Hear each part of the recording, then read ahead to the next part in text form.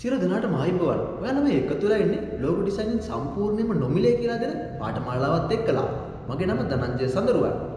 ඉතින් සමහර කට්ටිය මගෙන් අහනවා ලෝගෝ ඩිසයිනින් කෝ පාඨමාලාවේ කියලා. ඇත්තටම ලෝගෝ ඩිසයිනින් ගැන මම කියලා දෙනවා.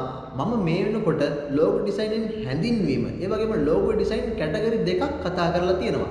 ඒ වීඩියෝස් බලලා එන්න. මොකද ඒ වගේ දැනුමක් අවශ්‍යයි මේ ශාස්ත්‍රයේ ඉස්සරහට යන්න. ඉතින් සමහර කට්ටියන්ට ගැටලුවක් තියෙනවනේ ලෝගෝ ඩිසයිනින් කියලා දෙන්නේ නැද්ද කියලා දෙනවා. ඒ වුණාට මට මුලින්ම ඕනේ ලෝගෝ ඩිසයිනින් පැත්තට යන්න ඉස්සෙල්ලා ලෝගෝ ඩිසයින් ගැන තියෙන මූලික දැනුම ඔයාලට ලබා දෙන්න.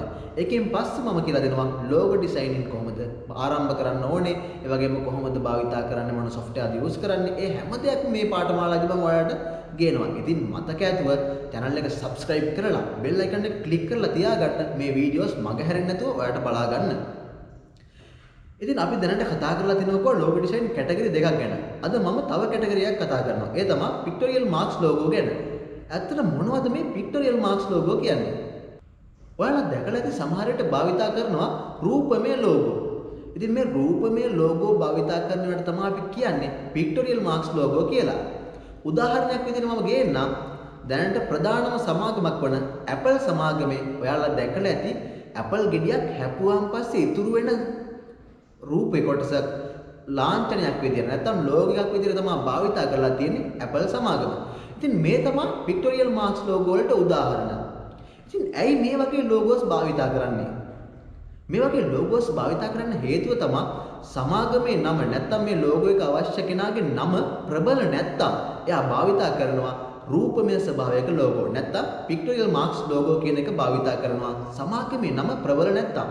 ඒ වගේම මේක නව සමාගමක් නම්, කියන්නේ අලුතෙන් එන්න සමාගමක් නම් එයාලත් මේ පික්ටෝරියල් මාක්ස් ලෝගෝ කියන එක භාවිතා කිරීමට පෙළඹිලා තියෙනවා.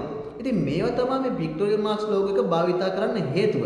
තව දෙයක් තමයි මේ පික්ටෝරියල් මාක්ස් ලෝගෝ එකේ මේ ලෝගෝ එකේදී විශාල අර්ථකථනයක් දෙන්න පුළුවන්. සමහර ලෝගෝස් වල පිටු 10 15 අර්ථයක් තියෙනවා. ඉතින් අපි දැක්ක පමණින් මේ ලෝගෝ එක දැන් Apple ලෝගෝ එක ගත්තාම මේ හපපු කෑල්ලක් නේ තියෙන්නේ කියුණාට මේකේ අර්ථය ගොඩාක් ලොකු අර්ථයක් ගෙන දෙන ලෝගෝ එකක්.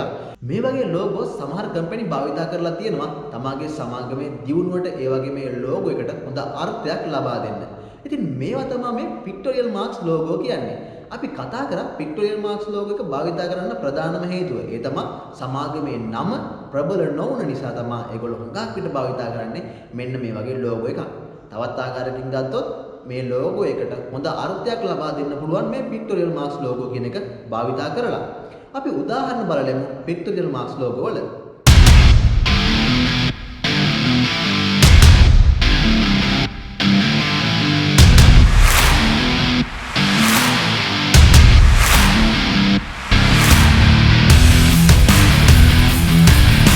මම හිතනවා දැන් ඔයාලට හොඳ අවබෝධයක් ලැබෙන්නේ නැති කියලා පික්ටෝරියල් මාක්ස් ලෝගෝ ගැන.